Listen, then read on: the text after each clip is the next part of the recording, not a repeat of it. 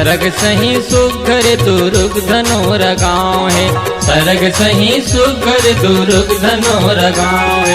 जगह जगह देवता धामी, जगह जगह देवता धामी, बर्फी पर के छाँव है। सरग सही सुघर दुर्ग धनोर गाँव है, सरग सही सुघर दुर्ग धनोर गाँव है।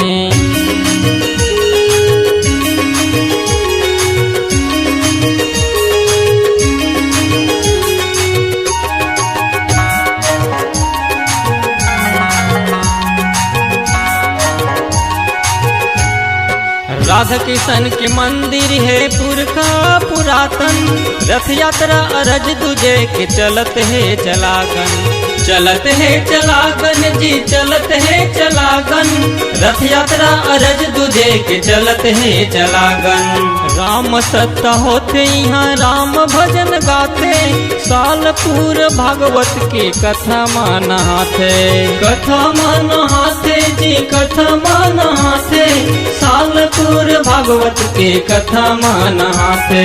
मन के सब सिद्धवा, मन के सब सिद्धवा, अंतस भक्ति भाव है। सरग सही सुघर दुर्ग धनोर गाँव है, सरग सही सुघर दुर्ग धनोर गाँव है।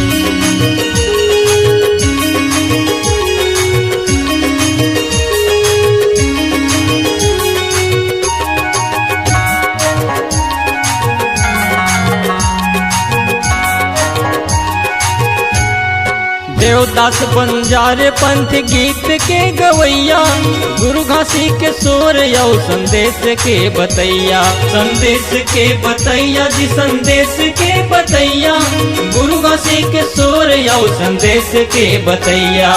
देश यौ विदेश में अपन कला के देखैया, नहीं है ओकरे जैसे घुंघरू बांध के नचैया, बांध के नचैया जी बांध के नचैया, नहीं है ओकरे जैसे घुंघरू बांध के नचैया। चारों खोर गली गुंजे, चारों खोर गली गुंजे, नाचत वो पाँव है।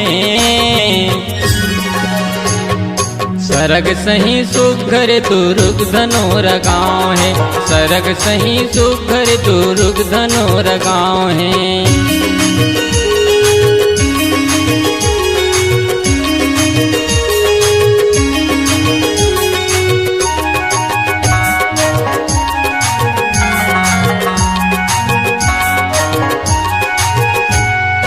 जाति धर्म उच्च नीच के नहीं है जी चिन्हारी, मड़ई मेला तीज तिहार मनाथे ओरी पारी, मनाथे ओरी पारी जी मनाथे ओरी पारी। जाति धर्म उच्च नीच के नहीं है जी चिन्हारी।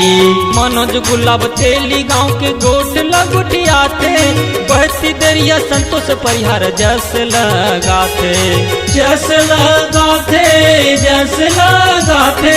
मनोज गुलाब तेली गाँव के गोठ लगोटिया थे, दया माया के सौहे, दया माया के सौहे परमान ठाव ठावे है। सरग सही सुघर दुर्ग धनोर गाँव है, सरग सही सुघर दुर्ग धनोर गाँव है। जगह जगह देवता धामी, जगह जगह देवता धामी, बर्फी पर के छाँव है। सरग सही सुघर दुर्ग धनोर गाँव है, सरग सही सुघर दुर्ग धनोर गाँव है। सरग सही सुघर दुर्ग धनोर गाँव है, सरग सही सुघर दुर्ग धनोर गाँव है, सरग सही सुघर दुर्ग धनोर गाँव है।